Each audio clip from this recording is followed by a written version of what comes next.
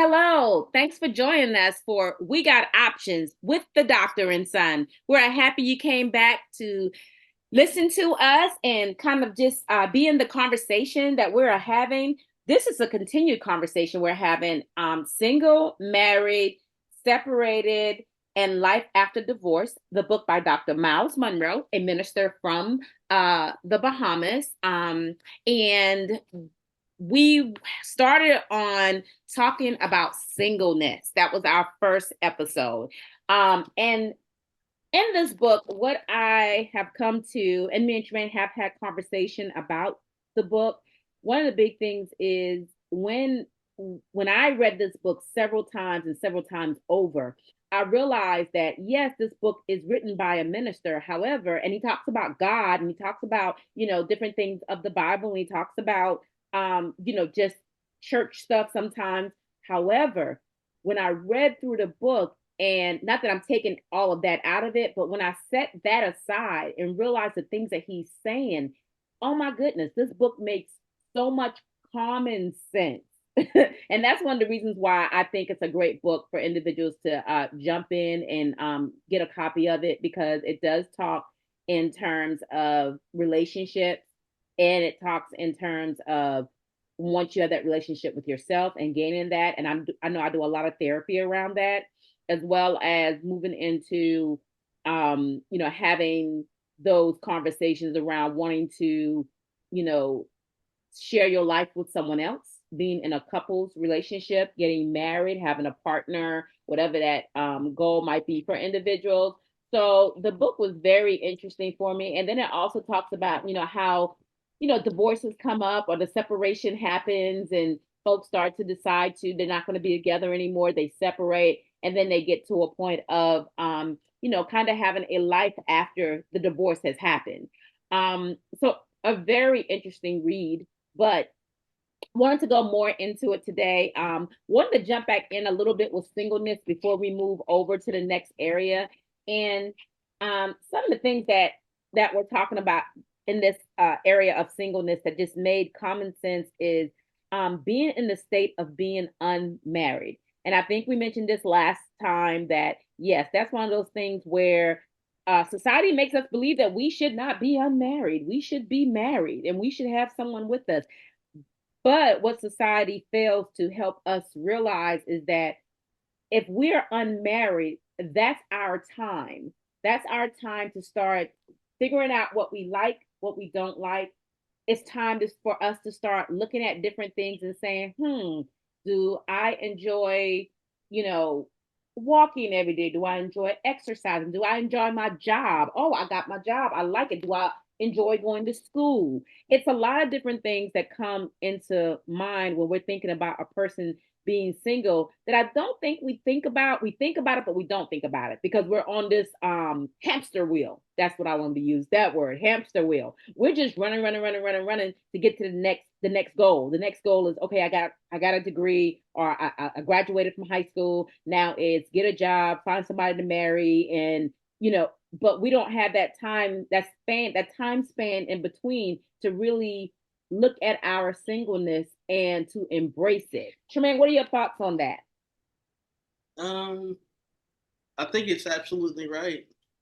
We don't really take time for ourselves to really find ourselves and where we will belong in a relationship. More, we don't think about where we belong in a relationship before we get into one. We're just out here shooting from the hip usually. Agreed.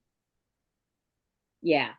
I think a lot of times we don't even think about being in a relationship with ourselves. What about that one, Tremaine? Oh, I agree with that wholeheartedly. Yeah, we don't even consider that part of it. I think that we are just running and jumping, jumping across these hoops, jumping these hurdles, and trying to make it to the next step, and trying to appease our families and trying to appease our friends and trying to keep up with our friends and keep up with family members and all this stuff that we get lost in the shuffle of being single and being able to, some people say they like to travel. Some people say they like to do this. Some people like to say they like to do that. One of things that I always hear that I used to kind of strike my girlfriends down about, they would say things like, "Oh, I don't want to do that until I get my husband." So you don't want to buy a house till you get your husband. You don't want to travel till you get your husband. You don't want, it's a lot of stuff that I used to say, what? And I had a lot of girlfriends that were doing that. They were waiting until till they I get. mean, Mm-hmm. I understand that because that's what they're taught. But I'm Mm-hmm. like, but in my opinion, I said that. But when did your own goals fuel what you want to do? If you Mm-hmm. want that house, you got to go get that house. Heck, Mm-hmm. that heck, who says one doesn't precede the other? Mm-hmm. Got a house. Hey, a man might look at you different. Exactly. That's true. True. And that's society, I would say. Like I Yeah, say, I like you go on trips, you might meet that man out there. on the trip. Right. Exactly. So a lot of time, when we're talking about marriage, I tell people, well, if you can be successful in your singleness, then you would probably, do well in a marriage. But if you're not successful and complete in your singleness, how do you expect to be successful and complete in a marriage? Yeah, Good question. I Good mean, you going question, right?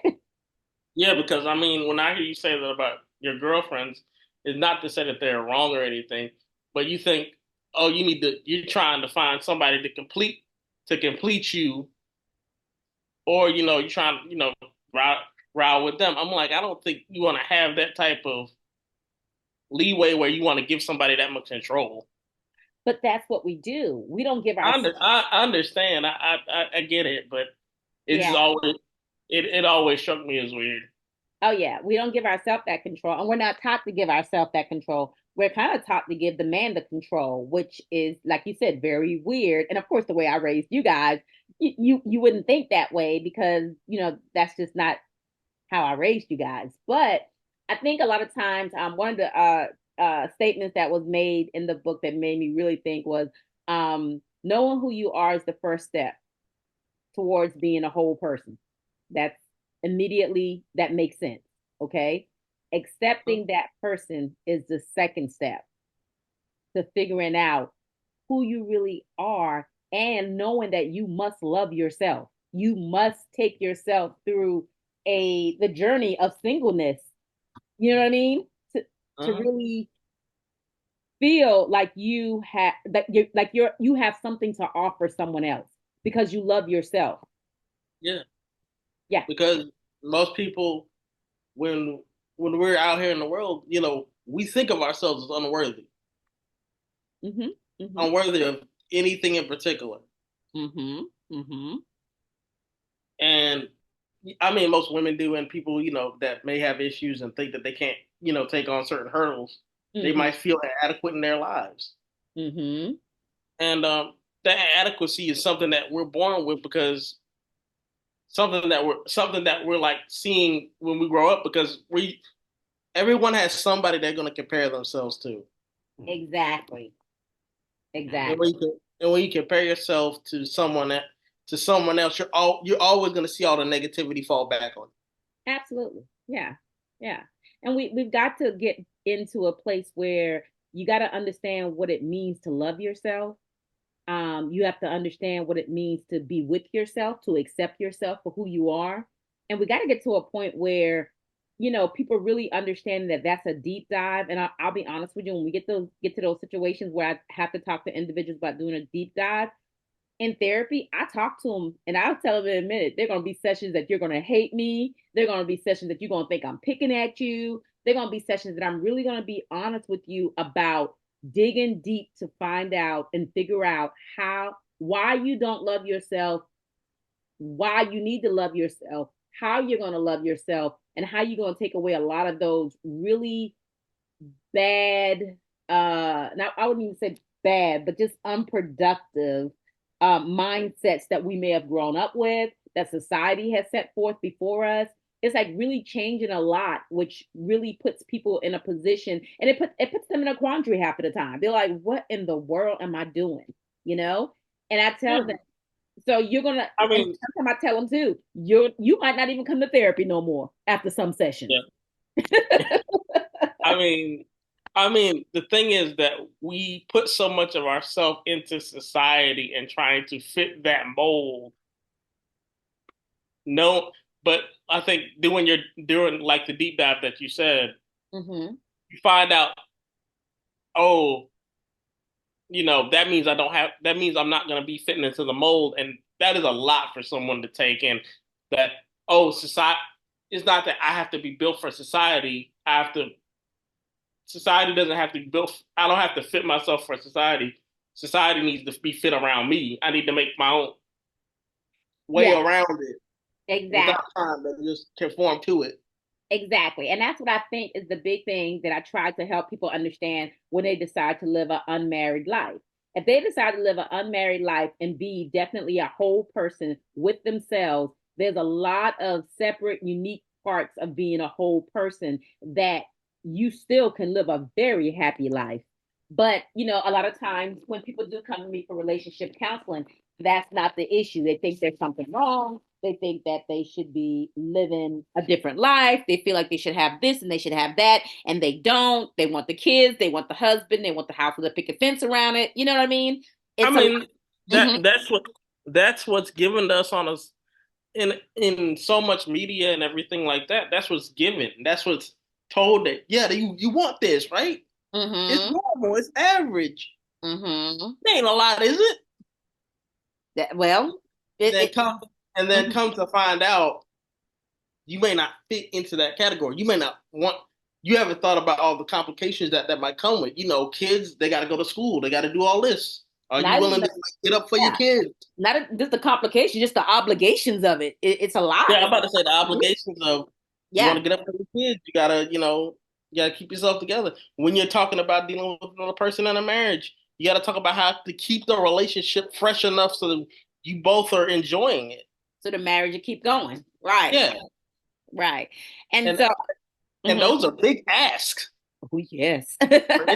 for any person. That's not something that you're supposed to be like, just yeah, I'm gonna just do arbitrarily. So one of the big things is too is, I tell people, okay, if you unmarried and you're unmarried and you're getting into your, later years, like, I guess when people get in their 30s, they're calling me like, oh boy, but and when you get into your later years and you're unmarried, that there's nothing wrong with that. I think the biggest thing that I've learned by reading this book and using this book in therapy is that, you got to get yourself together as an unmarried person. You got to basically have some standards. You got to have some values. You got to have all that stuff kind of settled down for yourself.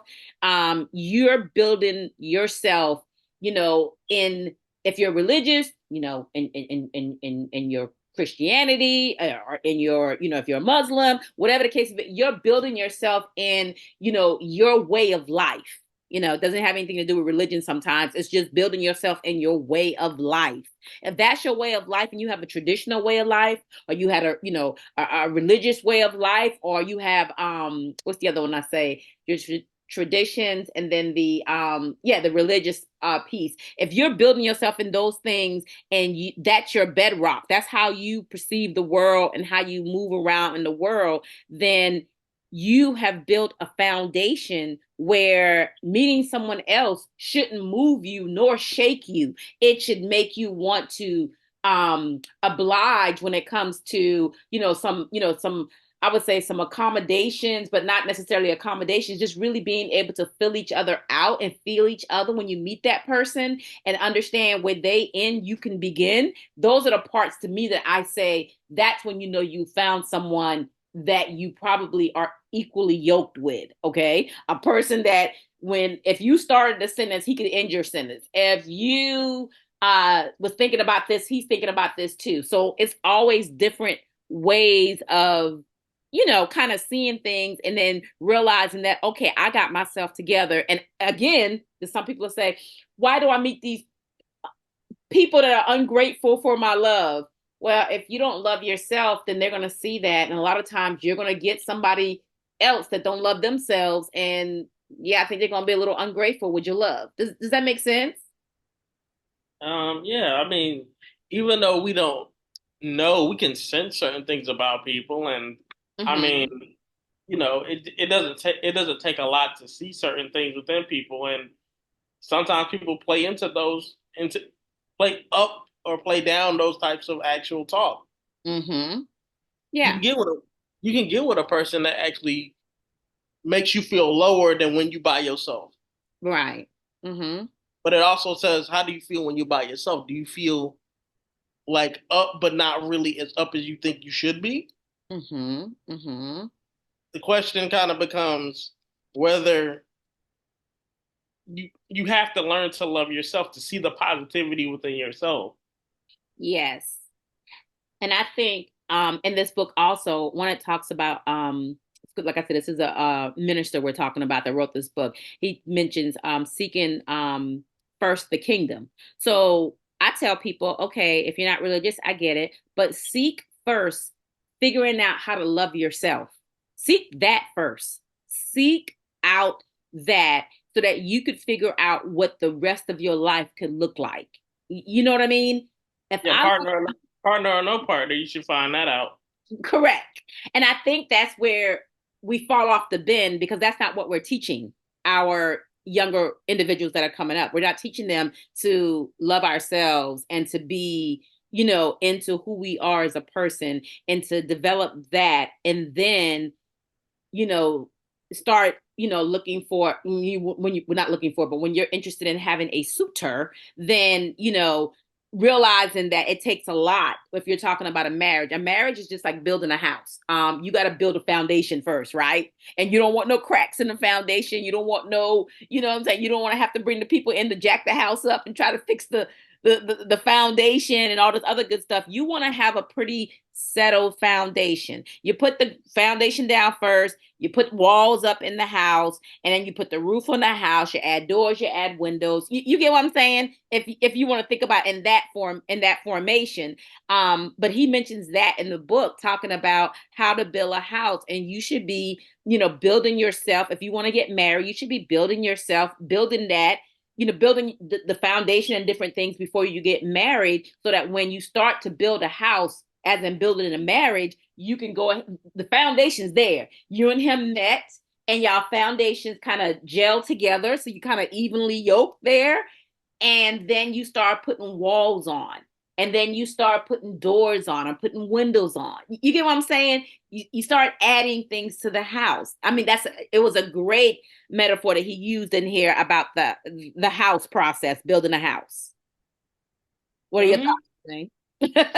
Good I deal. mean, I can do nothing but agree at this point because I mean that it sounds like it works Yes. because I mean you don't want to build anything based on nothing. You want to build it on a foundation. You want to Yes. take time to discover yourself more so than than to have to deal with someone else. Find out what your dislikes are like. Find out what you like to do, and Mm-hmm. find out that way you can find more of a you're looking for specific things. You're not looking for so many people want to be maybe for women. I don't know if this is true. Some people want to be taken care of in a certain way. Yeah. But if you're looking for that specific thing in a partner, the problem with that is like, what are more you're not thinking deep enough. And I would like to say too, when we're talking about someone taking care of you, I always say this to my women and men that come to me with relationship concerns. What are you bringing to the table? How are you going to take care of him or her? Yeah, because it's a two-way street. It is. Mm-hmm. Yes. And if you can't take care of him or her, why, that's why you're meeting different people that, are not situated and things like that, because you're not situated yet, but you're saying what you want and you haven't worked on, um, Like how close are you to those goals? And right. you can't if you're not in process of that goal, if you're not pursuing it on your own. I understand having a partner will help you do better, but you need to also have pursuits on your own and also have made it at least halfway by Exactly. yourself. And I would say try to make it as far as that you can by yourself before Yeah. you start asking, I need a partner. Mm-hmm. Mm-hmm. You've got to figure things out. And, I know I mentioned the omelet earlier I mentioned the yolk earlier. So yeah, I'm going into the eggs conversation. Being evenly yolked.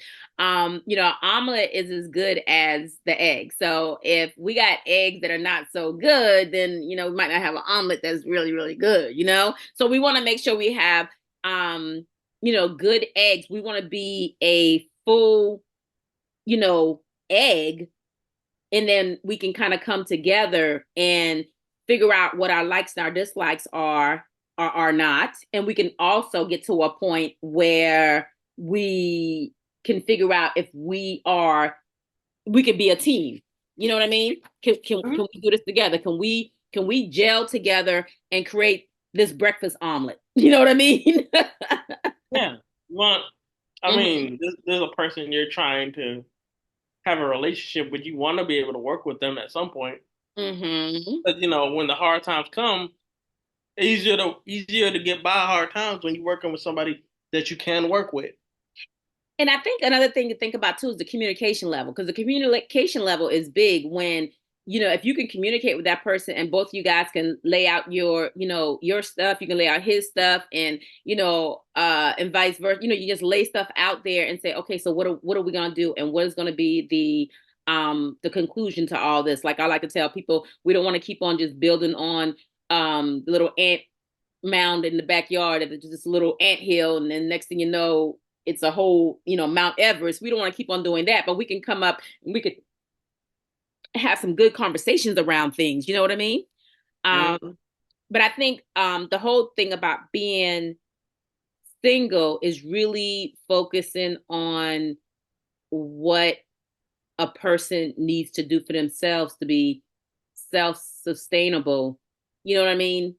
Overall in life, and that's just not, oh, I got a job, I'm making money, oh, I got a house, I'm doing this, I'm doing that. No, that's your emotional makeup also. That's the biggest part of why I think this book is real important, because your emotional makeup, your spiritual, your emotions, your feelings, your thoughts, your values, your beliefs, all these things got to come into play if you're trying to say that I'm going to be someone's wife, I'm going to be someone's husband, right? Yeah. Mhm. Yes. And so, for one of the things that I do like about the book, it talks about singleness and it's talking about the joy. And I know it mentions God's joy, but I always tell people, you got to find your joy in being single. You have to find your likes about, being in a single mindset and feeling like you are a unique person in what you do, and that and I always tell people, I'm gonna go back to the saying, because one of the things he talked about in the book was that Adam, when God first made Adam, he didn't even know he was alone. He didn't even know. He was out there, putting names on stuff, and the trees and the birds, and you know what I'm saying, and this right here and that right there, and just enjoying the garden. He didn't know he didn't know he was by himself. He didn't know he was lonely, you know. Mhm. You get what I'm saying? Yeah. So, with that being said, I like to use that term as in, you are, single. You're one unique person. You're a perfect being, regardless of what, but you're all of that. And you have to figure out all these little nooks and crannies about yourself. And once you are done with that, if you feel like I have arrived to a point where I feel like, oh, now I realize that, oh, I can, people are approaching me and I'm meeting new people, and those new people could be possibly a, a match for me or whatever the case may be, then I say yes, then you are definitely operating in, your singleness, and you're at the top of the joy level of being single. And yes, you may be at a point where, and some people come to this point too, I love my singleness so much, I'm not marrying. Okay, that's fine. And I get some people just say, I love my singleness, but now I'm feeling like I do need to have somebody else in play. Like, I want to have that partner. And I'm like, okay, so you're coming to a point in your life where it's not societal put it on you. It's just the fact that you feel like I've lived a Yeah, single life. you want that for yourself. Exactly. I lived a single life for so long now. I think I want to, you know, You um want to have you want to have something for yourself, and that's the best reason to go and do it. Exactly. I want some companionship. I want someone else to be, and some of them say, I want to have children. I want to see what my offsprings will look like. I want to start, this, that, and the other. And then some people can get married and realize they don't want kids at all. And like I said, well, that's a conversation to be having before we get married, because That's a huge one. that's a conversation to be having before we get married, that you find out that, you don't want to have kids. And this person was thinking you guys were going to build a family together. That's another thing also. Yeah, I'm about to say like the big questions are like, do you want to have kids or and how many if you do? Yes, yes.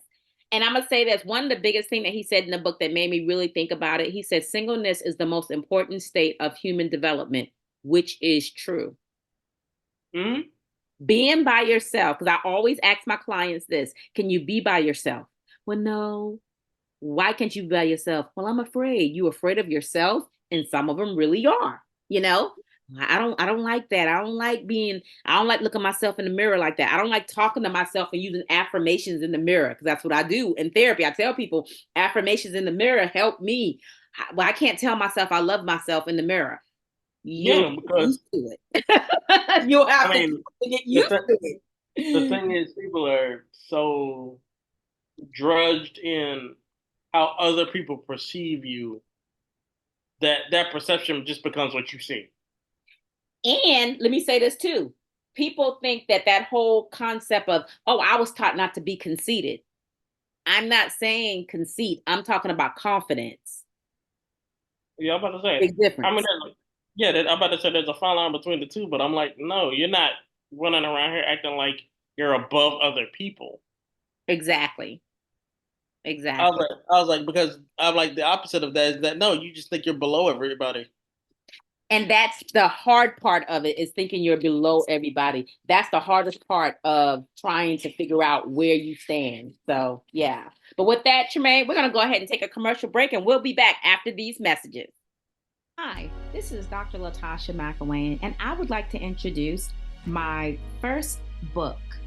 The name of my first book is Fragile Brokenness: The Unspoken Secrets That Shape a Pretty Unprotected Girl into a Practicing Clinician and Therapist. My key phrase is, when life gave me lemons, I gave life a doctor. I hope this would be an inspiring read for everyone, with inspiring experiences and heavy experiences that will bring about the importance of being self aware, dealing with traumas, and being focused on your mental health wellness. The proof is in the journey. I hope you enjoy my book, Fragile Brokenness: The Unspoken Secrets That Shape a Pretty Unprotected Girl into a Practicing Clinician and Therapist. Sales begin December 2023. And we're back with We Got Options with the Doctor and Son. And so we are still going through and talking about relationships and talking about singleness. This is our second show in regards to it, and we are really just on a roll here with just having conversations about being able to develop a single person and being okay, being fine with it, and continuing on in that singleness where you feel, until you get to a point where you desire to be married, you desire to be with someone else, and you feel like you have really truly hit that whole single person lifestyle, and you've done it. You're emotionally set, you're physically set, you're financially set, you're in all these different places where you're offering something great to someone else. You are, a prize. And that's one of the things that we're talking about, that sometimes we don't even think that we love ourselves as much. And we got all these things going on. Our self-image is so far off when it comes down to understanding that we have to love ourselves first before we get into some of these relationships. Your thoughts, Tremaine? Uh, yeah, we have. I mean, yes, we have to love ourselves.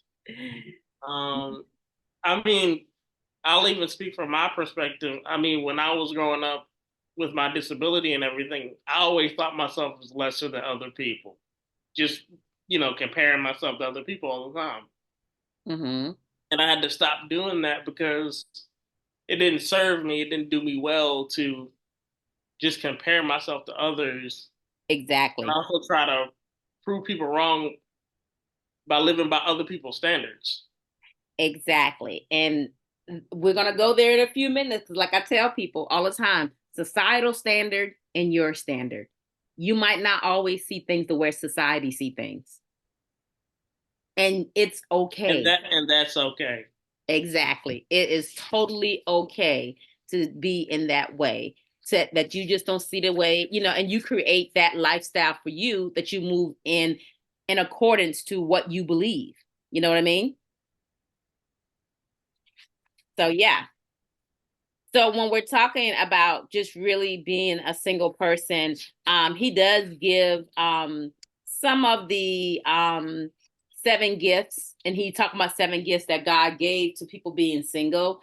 And this right here is talking, more so along the religion side, but there's some common sense points in here also that I like to bring up because when he's talking about the image, human, God made all of us as humans, of course, but being in the image, being in, understanding your own self-image is a big part of it. And then when we do talk about this part, I do tell a lot of people, especially Christians, you guys, we practice being in the image of God. You know what I mean? Like we're an image of God, so we are wanting to do things and be on on the same page and kind of have be a good person, pretty much have those standards and those morals, right? When we Hmm. when we're talking about function, basically the way that we operate, we want to operate in the goodness of those things. We want to be able to speak. We want to be able to communicate effectively. We want to be able to, understand our personal circumstances. We want to be able to handle the positive and the negative side of things, which really work into whether we speak positively or we speak confident when we're speaking about ourselves. And we want to basically understand that these are things that make us who we are. you know we want to be present. When we're present, we want to be, as a human being, we want to be able to be in the presence of not only ourselves, God, other people. We want to be present. We want to be on top of things. We want to basically be able to understand what you need as a person, and understand what is needed for you to again operate and function as the person you are. And we have to explore that, I think, as single people. Work, we have to make sure that we are dealing with dealing with ourselves and becoming the person that we want to become, that we are not waiting on somebody else to come and create this atmosphere of, and this is a big one for me, to create the atmosphere of making me a wife. Well, no, I'm going to kind of operate as if I was a wife before I get married, because that's the lifestyle that I want to live. I want to be single, of course, and take care of things, but then I want to also be able to operate in a realm of, I would know how to take care of house. I would know how to, handle different things for me to, I can't just be saying I want to be a wife, but I'm doing all the things that says I love my singleness so much that I'll never be a wife. You know what I'm saying? You gotta kind of deal with that complexity in the mind and the brain and your actions and your behaviors. What are your thoughts with that, Tremaine? Does that kind of make sense? Yeah, I think and you say that from perspective of a woman, Mm-hmm. and I say this the same thing for a guy. You want to be able to cook, you want to be able to clean, you got to be able to share the responsibilities with her, especially if you Exactly. want to create that life with her. It's like you got to be able to share. Once you become a couple, you share burdens, Exactly. house chores, Good one. stuff Mm-hmm. that you need to get done. Yes. Those And if obligations you, and everything, yeah, those I'm about to say responsibilities. obligations, certain things. Yeah, you guys do that together. Exactly. Exactly. And the thing is, if you have issue or something goes on, you talk about it. Exactly. Exactly. And I think one of the things they also mentioned is to captivate, meaning that you could improve whatever, whatever comes about, you're able to improve it. You're able to make it better. So if another person come along, you guys can work together to captivate a better life together. You know what I mean? You are not just looking at it's basically improving things. I It's a mean, relationships are all about improvement, so it'll come correct. hand in hand. Yes, exactly. And then protect and being able to protect, you have the responsibility of protecting and guarding, each other, your relationship, your family, your emotions, you got to be able to understand that you can be safe in that relationship. You know what I Mhm. mean? And And a lot then, of people are and not with safe. Go ahead. and with that, I would say, you gotta, give your partner some grace and show some empathy toward their situation. Exactly. Don't But try first, to don't go try to ahead. blow off anything that you think isn't a big deal, but it might be a big deal for them. Exactly. And but first, all these things that we're mentioning is what makes you having all these things for yourself. You got to protect yourself. You Yeah, got to cultivate things for yourself. You got to work for yourself. You got to be present with yourself. You have to be functioning for yourself, and you have to be have the image of who you are for yourself to be able to deal with other people. You know what I mhm. mean? And then just the last part is talking about God's word. But the thing I would say with that is being able to have direct face-to-face contact with who you are as a person. Who were you put on this earth to be? You know what I mean?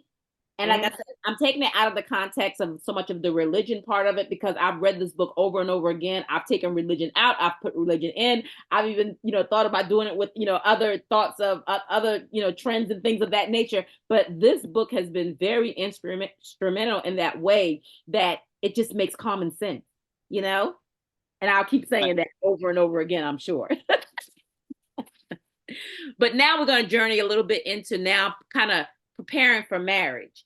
So we've already talked about being a full single person, right? So in the midst of preparing for marriage, people will be, well, what am I doing? I tell people, well, oh, that's the second part here. We already talked about building a house and be having a good foundation and stuff. This is now where we get to building a house, okay? Where we start looking at the building blocks and we start putting some of those things in place. And all those things we mentioned earlier, not only that you should be looking at these things to be an effective single person, but your partner should be someone who has a lot of these things in place as well and be effective in, you know what I mean? And that's the person hopefully that you would be attracting because you worked on yourself that much. What are your thoughts on that, Tremaine? Yeah, I mean, you want to find a balance with whatever you're gonna try to do. Mm-hmm. You want somebody that knows themselves as well as you know yourself. You Mm-hmm. don't want somebody trying to find themselves and you already found yourself. Well, That's that's a too good point. that's too much work for one partner to try to bring somebody up to their level. And that's a good point because that's what happens a lot of times when you have a lot of young marriages and stuff. People have not even found themselves yet. They haven't even really lived life. Sometimes you meet a young man or a young woman that you taken straight out of their mama's house, you know what I mean, out of their parents' house. And that's a whole nother world to deal with, you know what I mean, in a marriage, that is to be preparing, saying that you're trying to prepare for marriage, you know. And so a lot of times people do come for premarital counseling and things of that nature. And those are some of the things that I do start talking about. I've mentioned that, having the couples journal that I want to create that we spoke about a few of the sessions back in couples therapy 101. A lot of those things come to play and we have to be mindful of them and try to figure out now, how do we blend the two worlds? How do we blend your world and my world? Right? Right. Then how do we try to make sure that we maintain with our values and our belief that we don't get so caught up in these other worlds? And the other word I would use would be what society says versus what we believe that we want to do. And it might look different for everybody. Now, in the book, it goes more of the secular, outside of, Christ and all that other stuff like that. But when I looked at it, I actually was able to look at it as in, but if you think about it, the book makes sense. If you think about it, you think about the real world outside, and then you think about what the world would be like in your home. And that's how I kind of equate it to when I look at just working with couples in general. When I'm not bringing, I don't have to do couples. I'm the Christian counseling piece of things, and I'm just working with a secular situation or whatever. So when we're talking in counseling, one of the things that I always talk about is what society say we should be doing at 32, or we should be having babies now. But do we want to be having babies at 32? That might not be, what I'm saying, that might not fit for your lifestyle that you're creating together with your partner.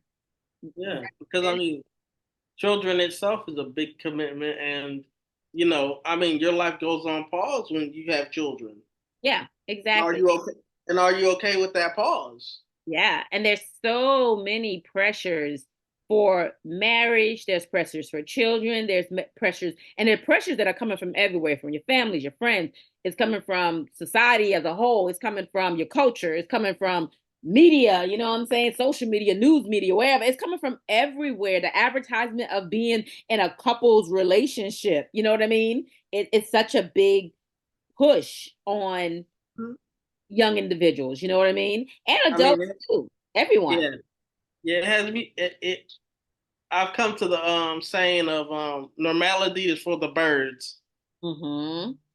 because I mean, normal, we've made that word of the idea of normal mean something completely different to everyone, Mm-hmm. Yes, and we need to see that and say, well, no, normalcy is for the birds. I got to do me. that's right. Exactly. And I think that's very important to consider, you know? Yeah. You have to work on being you. You know what I mean? You have to. That's the only way that it's going to work, you know? But I think a lot of times, you get caught up in what your friends are saying, and you caught up in what your girlfriend doing, what her and her husband doing, what her and the wife, just all, him and the, just all kinds of stuff. And it really brings about, a bit of interesting situations and conversations that happen in relationships. So again, this is an amazing conversation just to have talking about relationships. And I really love the fact that we brought this book in to kind of help guide our conversation. So at this time, we're just going to take a commercial break, and we'll be back after these messages.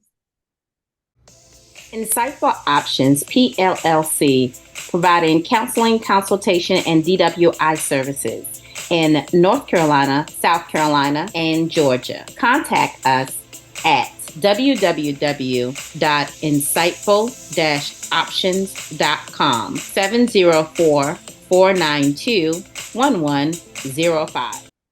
And we're back with We Got Options with the Doctor and Son.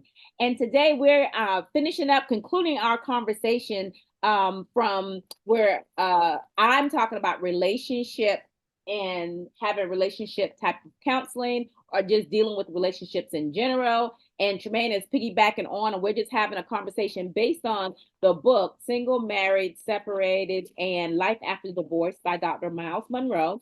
And this is, again, a book that I use in therapy sessions. And this is a book that I recommend to a lot of my couples, as well as my single individuals that are going through some of their relational concerns and relational issues.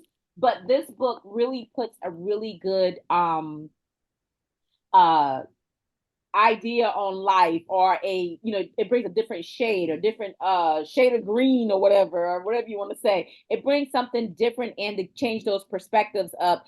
But the last part here I wanted to talk about before we end the show is talking about divorce.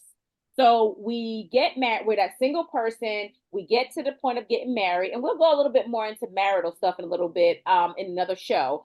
But when we're talking about divorce, we want to bring that in on the back end, because divorce is one of those things that, yes, we, understand that it happens, but we want people to be mindful of marriage. Yes, we think of marriage as forever. But when we think about divorce seems like something where people are like, oh, if I don't like that wife or that husband, I'll just get another one. I don't necessarily think that's absolutely what divorce is supposed to mean, but when we think about it, you'll meet people, and I've met people that have come through my therapy as well, that have been married 4 or 5 times, you know, and are definitely there to talk about it with me. They're there to talk about it. And in those scenarios, a lot of times I tell people, to get a divorce, I totally understand. But I think, and this is just me, I'm going to go back to being single. If we start being at a point where we're teaching our younger individuals and teaching folks how to be a single person and how to meet someone that they can, be, they develop this relationship with and they grow with, all this human development is actually happening and developing in the most adequate way. I think that divorce would be one of those things that can come off the table if we are being, true and adequate with ourselves, that we are loving ourselves, learning how to love ourselves so we can love someone else. And we can realize that we can be flexible in making some changes, and not even changes, just, sometimes meeting somebody halfway versus always being, what I say, go and things of that nature. So there's a lot to talk about when we start talking about divorce. And we want to be mindful of divorce. It's something that was created. Of course, infidelity is one of those big things that they say, of course, in the Bible, that divorce is permissible if that has happened. And a lot of times, I tell people, if things are just not in a good place, then if you have to get a divorce, that is fine. What I tend to do in my therapy is I do try to work on my families that come to me, especially my couples that come to me, and I tell them all the time that I'm for the kids. So I get it, you guys are realizing that you can't be together and this is not going to work, but let me figure out and work with you guys, even if I'm working with you guys together and individually, to make sure that you guys are putting it all on the table so that you can be the best co-parents for these kids, or you can be the best amicable couple for these kids so that they can have more of a fighting chance when it comes down to how they live their life and what it's going to be like as they become adults and start living their life. So I always try to educate my couples on things like that. Which, Tremaine, I'm not sure if you have any thoughts on that, but I think trying to make it more amicable is something that's amazing and something that I talk about all the time. I mean, I think it's a great thing that you teach that because I mean, when we think of divorces, how many, messy divorces have happened Mm-hmm. because, two people have taken it far too personally. And, the kid just in the middle looking at it in a very, like a child will look at it in a very black and white situation when reality, reality, if they were, saw the reality, they would see the nuance of the situation. Mm-hmm. Mm-hmm. And that it just might have not worked out.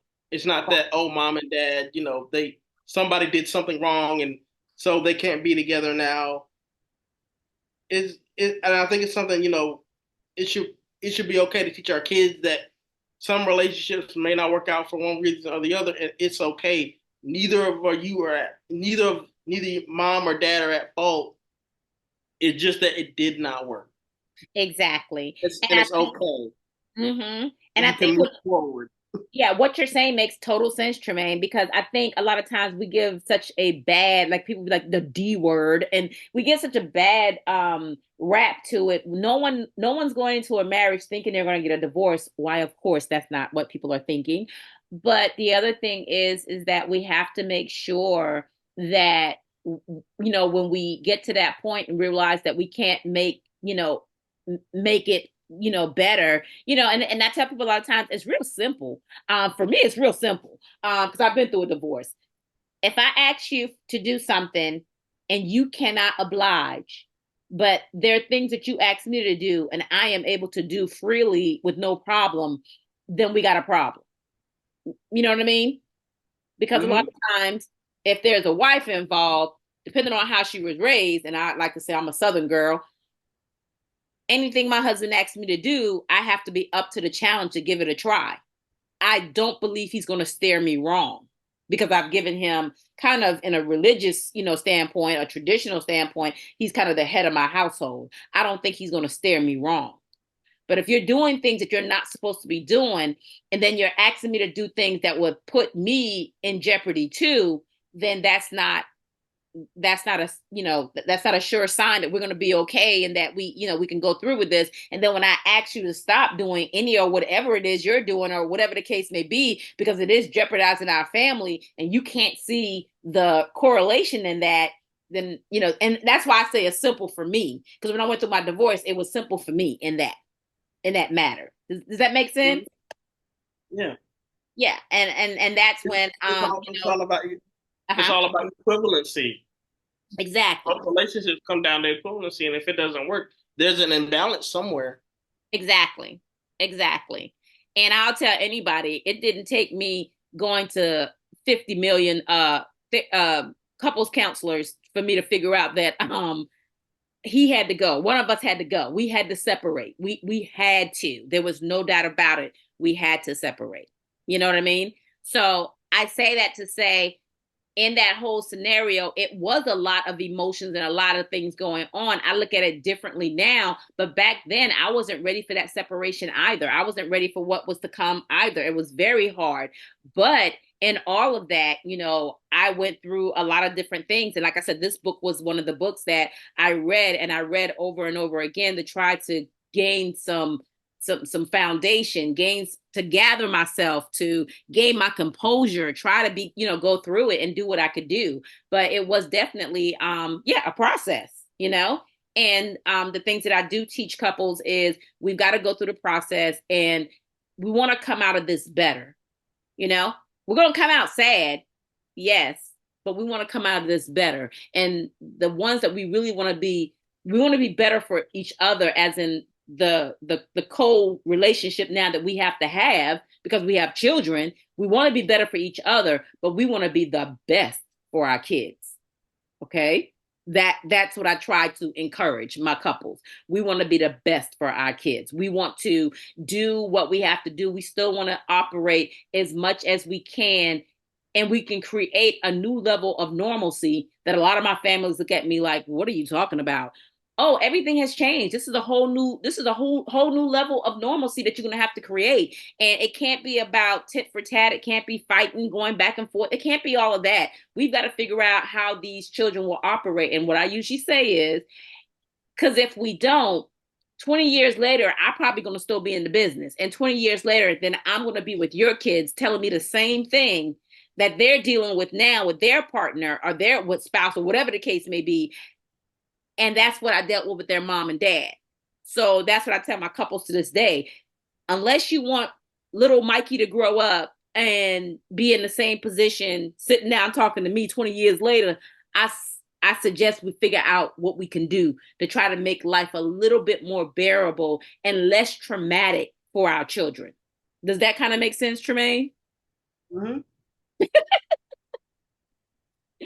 And like I always say, I tell my couples and my families and my individuals that you're going to hate me some of these sessions, and some sessions you're going to love me. But I am where I am, and I do what I do because I want to be straightforward with my families and not blow the smoke. It's just not worth it sometimes to, hear just what you want to hear. You got to hear the truth. You got to see it for what it's worth. So yeah. Mm-hmm. Yes, yes, yes. Any ending conclusions that you're coming up with, Tremaine, or anything you want to add to the end of the show here? No, I think you wrapped it up quite well. Summed it up well. Okay, awesome, awesome, awesome. So, as always, Tremaine, thank you so much for being my co-host and being here with me through all of the shows that we're doing. I just wanted to thank you. I think everybody knows that we have made 1 year with our shows, and we are looking to continue our episodes here on YouTube. And we want everyone to come back and see us again, come back and listen to us, hear what we have to say. Again, we got options with the Doctor and Son. We're here just talking about overall mental health and trying to just handle that overall mental health and wellness with any and everyone who is pretty much breathing and living. We just want to be able to promote that. That's what we promote in the community. That's what we promote to our audience. And that's what we just, want to make sure that people realize that they have safe spaces and safe places where they can actually listen, they can talk, and they can be vulnerable, and they'll be able to share what's going on and get to the bottom of things. So with that being said, I hope everyone have a great rest of their week and enjoy the shows to come. Thanks for dropping in on us. We hope you have a great one. Bye-bye.